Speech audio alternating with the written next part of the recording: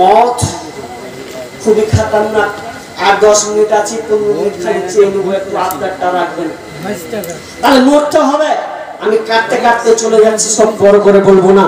মৌতের কষ্ট আছে, হালকা বলবো চিন্তা ছাড়বো বুঝতে পারি না। তবে একটা কথা শোনেন, যে হাদিসটি বলেছেন না, যে বিশ্বনবী বলছেন, আবু হুরায়রা হাদিসটি বর্ণনা করেছিলেন কি, যে আকবিরু যিকরা হাদিল লাযযাতিল মাউত। কি আল্লাহ সুবহানাহু বলছেন যে তোমরা মওতকে স্মরণ করো, মওতকে স্মরণ করো। মওতকে স্মরণ করলে তুমি মওত যদি তুমি স্মরণ করো, তো অন্য হাদিসের ব্যাখ্যায় বলছেন যে মওতকে যে স্মরণ করবে তার জীবনটা তার ধন্য হবে, সমস্ত তার সাথকে কেটে দিবে। যে মওত, সেই মওতটাকে তুমি ভাবো যে তুমি এখন খেতে বসেছো, এই খাবারটা 1 প্লেট খাবার সম্পূর্ণ খেতে পারবে কিনা এ তোমার গ্যারান্টি নাই। যে তুমি গোসল করতে লেগেছো, গোসল করবে গ্যারান্টি নাই। তুমি বাথরুমে ঢুকেছো, সম্পূর্ণ সেরে বের হবে কিনা এর কোনো গ্যারান্টি নাই। সেই জিনিসটাকে তুমি ভয় করো, কিন্তু আমরা ভয় করছি কোথা? কদিন আগে দেখলাম ঈদের বাজারেও ফেসবুকে দেখছি নাচছে, মদ নিয়ে কোনো নাই, পার্ক নিয়ে গেছে। ঈদের সময় মানুষ কত যাওয়ার আনন্দ হচ্ছে, মাঠে গেছে বক্স নিয়েও, বক্স নিয়ে গিয়ে একবার নাচছে,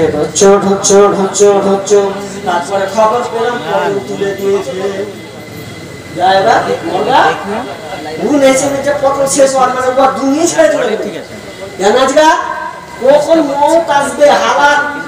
আপনি মদ পান করছেন, যারা মদ পান করছেন দুঃখ নেবেন না, আফসোস আর যায় না, কয়েকটা মিনিট বসেন তো।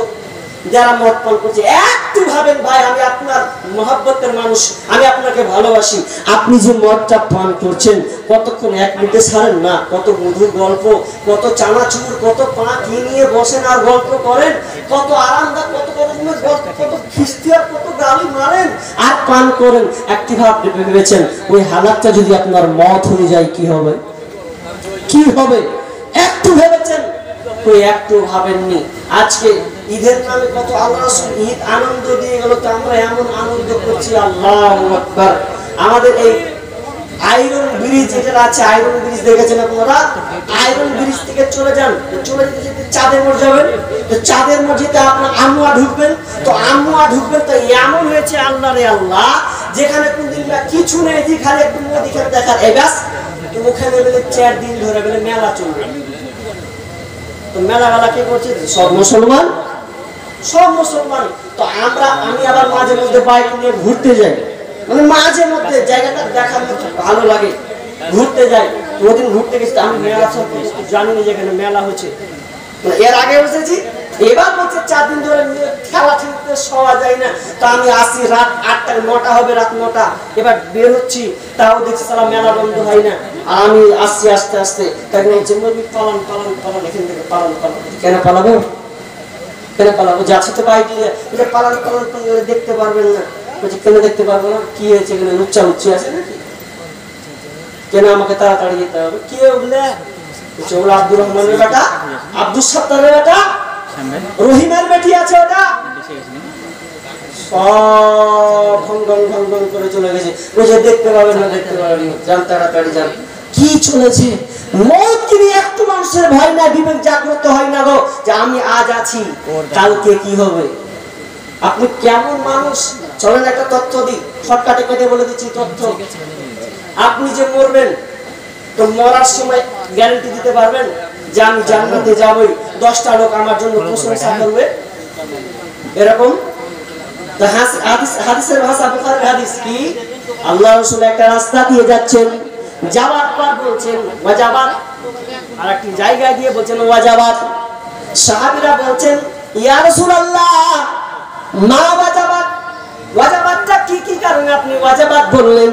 ওয়াজাবাতের শব্দটা আমরা মানে তো বুঝতে পারলাম না, কেন আপনি এখানে ওয়াজাবাত বললেন, আবার ওখানে আপনি ওয়াজাবাত বললেন? যথেষ্ট ওয়াজাবাত, ওয়াজিব জান্নাত ওয়াজিব হয়ে গেল, আপনি যে কথাটা বললেন তো আমরা বুঝতে পারলাম না, ক্লিয়ার করেন। তখন বিশ্বনবী বলেছেন আমি যেখানে দেখলাম ভালো লোক, আমি যেখানে দেখলাম 10টা লোক, একটা মওতের, একটা লাশের, একটা মানুষ মারা গেছে, তো মানুষটা মারা গেছে, তো 10 জন খালি দুঃখ প্রকাশ করছে, আহারে লোকটা কত ভালো ছিল, লোকটা কত সুন্দর ছিল, লোকটা কত আল্লাহওয়ালা ছিল, কত ভালো হাজি ছিল, এই লোকটা মরেছে, তো আমাদের শান্তি নাই, আমাদের মনটা কেন কেমন কেমন করছে। বিশ্বনবী যখন এই কথাটা শুনলেন তখন বললেন ওয়াজাবাত ওয়াজাবাত লাহুম আল্লাহুল জান্নাহ, বলছে ওই লোকটার জান্নাত ওয়াজিব হয়ে গেল। জি ইয়া রাসূলুল্লাহ, আপনি আরেক জায়গায় ওয়াজাবাত বললেন, সেখানে কিছু লোক বললেন লোকটা কত খারাপ, লোকটা কত বদ, মরেছে তো ভালো হয়েছে, মরেছে তো ভালো হয়েছে, ফুটেছে তো ভালো হয়েছে। এই লোকটা ভালো ছিল না, খালি মানুষকে অশান্তি করতো, মানে লাঠি জোর দেখাতো, এত বদমাশ এত খারাপ, লোকটা মরেছে তো ভালো হয়েছে। আর যখন এই 5টা লোক 6টা লোক যখন সাক্ষী দিয়েছে তখন বিষ্ণু বলেন ওয়াজাবাত ওয়াজাবাত, তার মানে লোকটা জাহান্নাম ওয়াজিব হয়ে গেল। এবার আপনাকে বলছি, আপনি 50 বছর জিন্দগি করলেন, 60 বছর খুব প্রতাপশালী মনে করছিলেন যে আমি প্রতাপশালী, ঠেলা ফিরে দেবো যে বলতে, যখন আপনি মরবেন তখন যদি 10টা লোক বলে ভালো হয়েছে, এইরকম 5টা লোক যদি খালি বলে যে আপনি যতই নামাজি হন, বিষ্ণু বলেছেন ওয়াজাবাত ও জাহান্নাম ওয়াজিব, কোন ইবাদতই কাজে লাগবে না, যখন বলে দিয়েছে ওয়াজিব তো ওয়াজিব। আর যদি এটা মনে হয় আপনার জন্য আমি মরলে গেলে মানুষের দোয়া পাবো, মানুষ আমার জন্য একটু চোখের পানি ফেলবে, কাঁদবে যে লোকটা খুব ভালো ছিল, এই রকম যদি আপনার টার্গেট থাকে তাহলে বিষ্ণু বললেন লাহুল জান্নাহ, তাহলে লোকটা জান্নাতে চলে যাবে। এখন থেকে নিয়ত করেন যে আপনি যখন মরবেন তাহলে আপনার জন্য মানুষ দুঃখে কাঁদবে কিনা, আপনার জন্য মানুষ দোয়া করবেন কিনা, এটা নিয়ে আপনি এখন ভাবেন, চিন্তা করেন। আমি প্রায় শেষের দিকে চলে এসেছি, লম্বা আলোচনা, মত অনেক কিছু বলার ছিল, মত কবার এটা নিয়ে আলোচনা করা দরকার ছিল, মতের কত কষ্ট এটা বিস্তারিত বললে আপনার অন্তরটা ফেটে যাবে। কোন নবী নিষ্কৃতি পায়নি, কোন নবী রেহাই পায়নি, সকলকেই এই মৌতের কষ্ট স্বাদ গ্রহণ করতে হয়েছে। তবে কথা হচ্ছে ভাই, আপনি যখন মরবেন একটু ভাববেন যে আমি দুনিয়ার জন্য কি করেছি। কারণ আবু সাঈদ খুদরি তিনি বলছেন যে মানুষ যখন মারা যাবে, যদি লোকটা ভালো হয় বলবে চলো আগে বারো আল্লাহর সঙ্গে মোলাকাত করব, দেখা হবে, লাশ আমার দেরি করিও না, চলো চলো চলো তাড়াতাড়ি এই দুনিয়া থেকে নিয়ে চলো, দুনিয়ায় থাকতে আর ভালো লাগে না, আমি আল্লাহর সঙ্গে মোলাকাত করব। আর যদি খারাপ ব্যক্তি হয়, না রে না আমার লাশ নিয়ে যাস না, রাখ সামনে আযাব দেখতে পাচ্ছি, খবরদার খালাতো ভাই, ও চাচা, ও মামু, খাট ধরিও না, রাখো, ও চিল্লাবে, পৃথিবীর কেউ শুনতে পাবে না, সে ত্রাহি করবে। কিন্তু আপনি যদি ইমানদার হন, যেমন ধরলেন আপনি যদি কোনো ট্রেন ধরেন, আর ট্রেন ধরতে গিয়ে ট্রেন যখন আপনি ধরবেন আপনি সব কিছু রেডি করে নিয়েছেন, ট্রেন ছুট ছাড়বে, এমন সময় আপনি ট্রেনে বসলেন শিয়ালদা যাওয়ার জন্য, এবার ট্রেনে আপনি বসেছেন, এমন সময় আপনি দেখলেন আমার ব্যাগে সব ঠিকঠাক আছে কিনা, না সব নিয়েছি, তার মানে এবার নিষ্কৃতি আপনাকে ভালো লাগবে। যদি লেট হয় তাহলে আপনার মন খারাপ করবে, কেনে যে লেট করছে তাড়াতাড়ি ছাড়ে না কেন, এরকম হয় না? যদি সব ঠিক আছে আপনার, আর ট্রেন যদি লেট করে যে কাজ পেয়ে এরকম হবে না? এরকম হবে। আর যদি আপনি ব্যাগে মাল ধরেছেন, 2টা জিনিস ভুলে গেছেন, গুরুত্বপূর্ণ জিনিস, ব্যাগ চেক করছেন,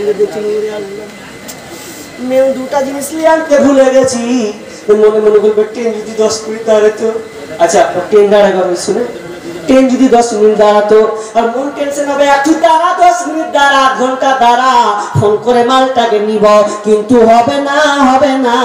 কোন ইমানদার যখন মারা যাবে সমস্ত সে রেডি করে নিবে, আর রেডি করে নেওয়ার পর সে এক মুহূর্ত সে থাকতে চাইবে না, সরাসরি বলবে চলো রে প্রতিবেশী, চলো তোমার আমার লাশটাকে তাড়াতাড়ি দাফন করে দাও, আমি রবের সঙ্গে মোলাকাত করব। আর যদি বেঈমান হয়, বদমাশ হয়, লম্পট হয়, তাহলে সে বলবে দাঁড়া, আমাকে তোরা কোথায় নিয়ে যাচ্ছিস, আমাকে কেউ কোথাও নিয়ে যাস না, সামনে আমাকে নিয়ে যাস না।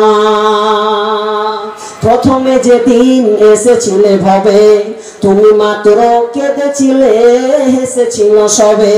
প্রথমে যেদিন এসেছিলে ভবে, তুমি মাত্র কেঁদেছিলে, হেসেছিল সবে।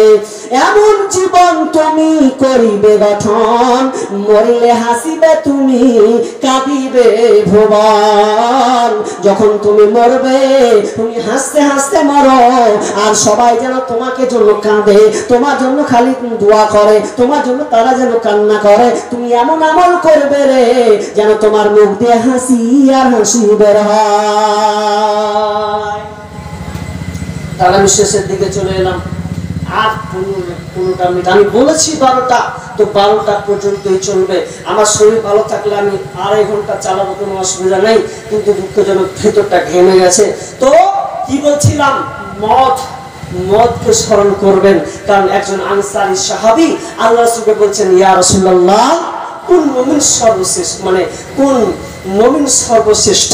বিশ্বনবী বললেন, যার চরিত্রে ভালো সে হচ্ছে সর্বশ্রেষ্ঠ। ইয়া রাসূলুল্লাহ, এরপর বলেন তো কোন মুমিন সবচাইতে জ্ঞানী, কোন মুমিন সবচাইতে জ্ঞানী? তখন বিশ্বনবী বললেন, ওই মুমিন সবচাইতে জ্ঞানী, যে ওই মুমিন সবচাইতে জ্ঞানী যে মরণকে নিয়ে চিন্তা করে, যে মরণকে নিয়ে ভাবে, মরণকে নিয়ে সে বিশ্লেষণ করে, চিন্তা করে, সে হচ্ছে সবচাইতে জ্ঞানী। ভাই, তাহলে যে কথাগুলো বললাম, তো এই কথাগুলো আপনাকে সব সময় মওতকে মাথায় রাখতে হবে, এটা নিয়ে ভুলে গেলে আপনাকে হবে না। তো আমাকে একজন লিখে দিয়েছেন কি, যে হযরত কি দুজন নাকি, এটা দুজন মিলে হযরত আর সাদ্দাম, ক্লাস পয়েন্ট করা আছে নাকি, হযরত সাদ্দাম, তো তারা দিয়েছেন কত, 40,000 টাকা। লিল্লাহি তাকবীর, বলেন আল্লাহু আকবার, আল্লাহুম্মা সাল্লি আলাইহি, আল্লাহুম্মা বারিক আলাইহি, আল্লাহুম্মা ফি হালিকা ওয়া মালিকা হায়াকালা বারাকাল্লাহ। তো তিনারা 40,000 টাকা এই ঈদগাহর জন্য তারা দান করেছেন। আল্লাহ, তুমি তাদের দানকে আল্লাহ তুমি কবুল করে নাও। আল্লাহ যে উদ্দেশ্যে দিয়েছেন তুমি আল্লাহ তাদের আশা পূর্ণ করো। কি উদ্দেশ্যে দিয়েছেন জানি না, আল্লাহ তুমি সমস্ত দানকে তুমি গ্রহণ করে নাও। রব্বুল আলামিন মনে আশা পূর্ণ করে দাও, ব্যবসা বাণিজ্যে তাদের উন্নতি দাও। আল্লাহ অসুস্থকে তুমি দূর করে দাও, আল্লাহ বালা মুসিবত দূর করে দাও। আল্লাহ বাড়ি তুমি হেফাজতে রাখিও। আল্লাহ এরা যতদিন দুনিয়াতে থাকবে, আল্লাহ যেন ঈমান হালাতে যেন তারা মরতে পারে, যেন ঈমান নিয়ে তারা যেন মরতে পারে। আল্লাহ অনেকে মারা যায় ঈমান হারা হয়ে মারা যায়, বুঝতে পারে না যে কখন সে চলে যাবে। রব্বুল আলামিন এরা আমার হাতে আল্লাহ 40,000 টাকা দিয়েছেন। মাবুদ রে, আল্লাহ যেদিন এরা মারা যাবে, আল্লাহ তুমি তাদের শেষের দিন কালে বা তুমি আল্লাহ তুমি নসিবে দিও। ঈমান নিয়ে যেন আমরা মরতে পারি, আর ওনাদেরকে যেন ঈমান হালাতে মরার তৌফিক দান করেন। সকলে বলুন আমিন। ঈমানের পথে অবিচল থেকে আমার মরণ যেন হয়, ঈমানের পথে অবিচল থেকে আমার মরণ যেন হয়। তোমারই কাছে মিনতি আমার, তোমারই কাছে মিনতি আমার, মহামহিম দয়াময়। ঈমানের পথে অবিচল থেকে আমার মরণ যেন হয়, ঈমানের পথে অবিচল থেকে আমার মরণ যেন হয়। মানুষ হই যায় রে দুনিয়া ছাড়িয়া, মসজিদের ওই পালকে আয়না দোলা দেই সাজায়া তারে জনমের লাগিয়া। মসজিদের ওই পালকে আয়না দোলা দেই সাজায়া তারে জনমের লাগিয়া। মানুষ কই যায় রে দুনিয়া ছাড়িয়া, মসজিদের ওই পালকে আয়না দোলা দেই সাজায়া তারে জনমের লাগিয়া। এই বাড়ির লাগিয়া কত করলা মারামারি, মামলা মুকদ্দমা কইরা ওরাইলা রে করি। এই বাড়ির লাগিয়া কত করলা মারামারি, মামলা মুকদ্দমা কইরা ওরাইলা রে করে। আজকে তুমি যাবে চলে,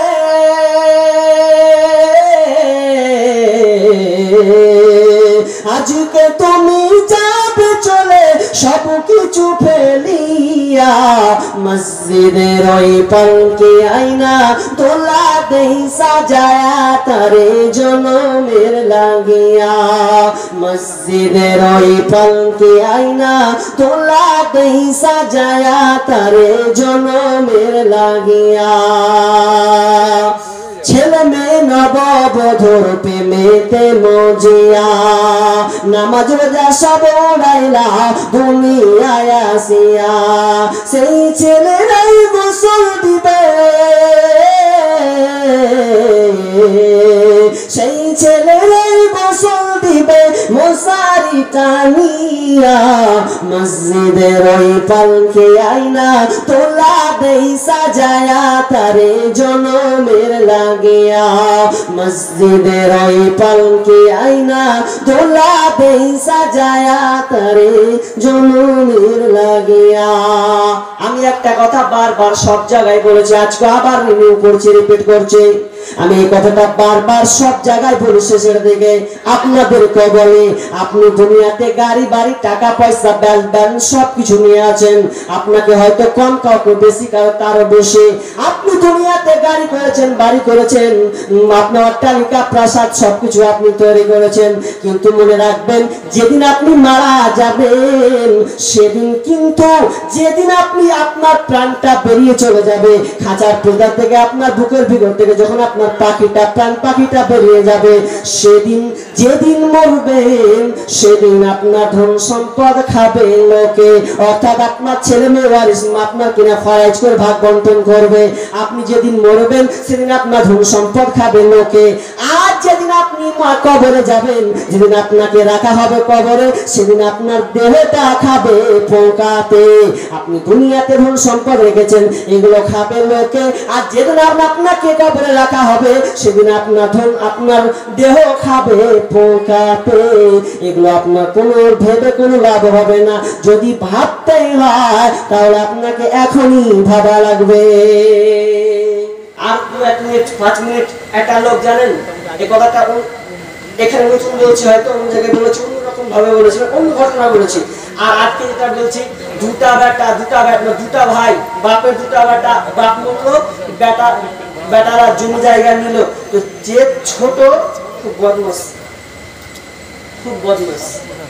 এত বদমাসের হাড্ডি এই সব জায়গার রেজিস্ট্রি করে সব বাপের যেগুলো টাউন মেন জায়গা সব লিখে দিয়েছে আর বড় ভাইকে দিয়েছে কুঙ্গালা তো ওই নদীর ঝাড় মানে কুঙ্গালা মাঠের দিকে পড়ে আছে ওগুলো সব কিছু করতে পারেনি কি করবে জোরজার মুক্তা এবার নিয়ে যে সব জমি নেওয়ার পরে এবার বেটারাকে একদম ইঞ্জিনিয়ার কাকে ল একদম ভালো জায়গাতে পড়াশোনা করেছে আর বড়টা করতে পারেনি তো আগে ফুটানি দেখো বাপের জমি কিনা ফুটানি শেষ নাই তো ফুটাতে বাপ বয়স হয়ে গেছে বুঝলেন বয়স হয়ে গেছে তো বেটারকে আফসোস আজি জায়গা জমি পেয়েছে ও আফসোস লয় কি আফসোস বুঝে বাপ মরবে আর বাপ কিন্তু শুনতে বুঝে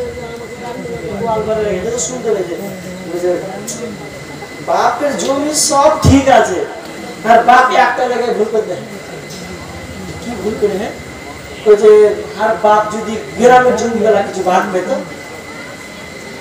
টাউনের জমি ভাগ পেয়েছে তো ওরা মানে টেনশনে আছে সব ইসলাম তো গ্রামের গেলা যদি একটু পেত তো কত ভালো হতো তখন বলছে কিসের লাগা কথাটা খুঁজি না কিসের লাগা শহরের জায়গার দাম জানিস বিশাল আর গ্রামের জায়গা তো এখনই সবাই দিতে পারবে ব্যাপার নেই তো গ্রামে আর বাপের জমি থাকতে বাপকে ওই কবরে ওখানে রেখে আসতে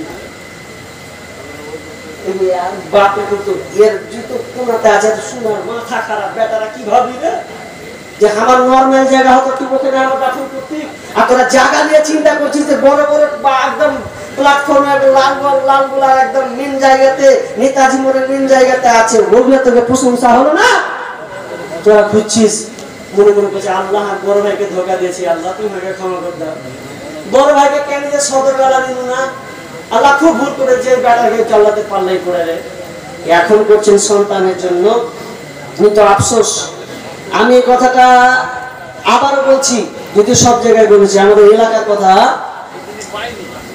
বাপ মরেছে বুঝলেন, তো বাপ যে মরেছে তা এখানে প্রমাণ হবে যে বাপের জন্য বেটারা কত টাকা দান করে। যেন মুরব্বীরা অবশ্যই আছেন, বেটারা কত টাকা আব্বার জন্য চিন্তা করে, চিন্তা খুব কম করে এখনকার মানুষ। নাহলে তো প্রমাণ আপনারাই করবেন যে আমি আব্বার জন্য দিলাম, মায়ের জন্য দিলাম। দেখবো আপনার বাপের মায়ের উপরে কত মহাব্বত। যে বাপ মা আপনার জন্য কষ্ট করেছে, তিলে তিলে একদিন পায়ের ঘাম ফেলে ফেলে একবারে গরমে তাপ সহ্য করে আপনার জন্য গাড়ি করলো, জায়গা বাড়ি করলো, বিয়ে দিল, সেই বাপকে আপনি ভুলে যাচ্ছেন। তো একজন ভুলছে কিভাবে? ছেলেকে তো আওয়ারা জিন্দেগি, ভালো জায়গা তো শিক্ষা প্রতিষ্ঠিত করে না, ভালো জায়গায় তো বাপেরা পড়ায় না, মানে ইংলিশ মিডিয়াম খুঁজছে খালি, যে কখন লোয়ার লিয়া পড়বে, কখন উকিল ব্যারিস্টার হবে, এটা নিয়ে ধান্দা। ছেলেকে যে সৎ বানাবে এটা নিয়ে তাদের মূল উদ্দেশ্য নাই।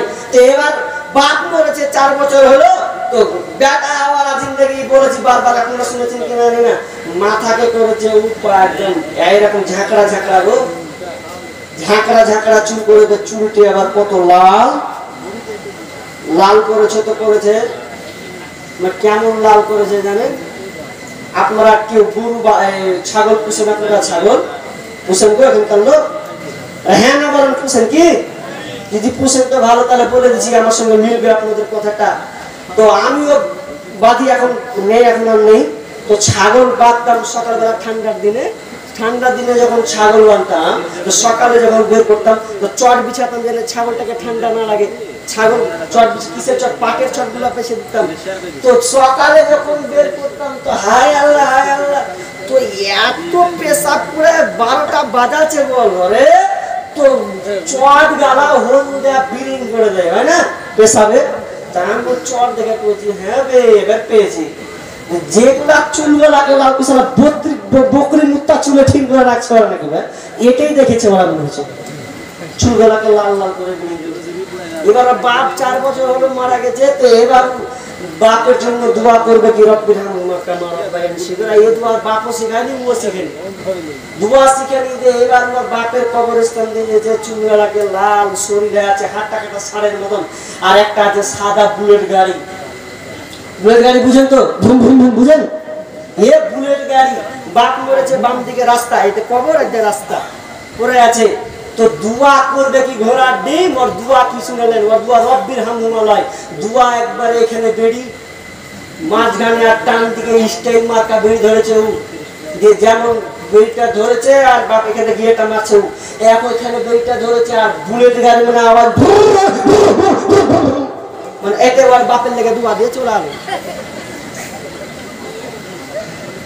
সব জায়গায় জমি বেটারাকে দিলে দোয়াটা পেতে না গো। আমি আশ্চর্য হয়ে গেলাম যে ঝামেলা।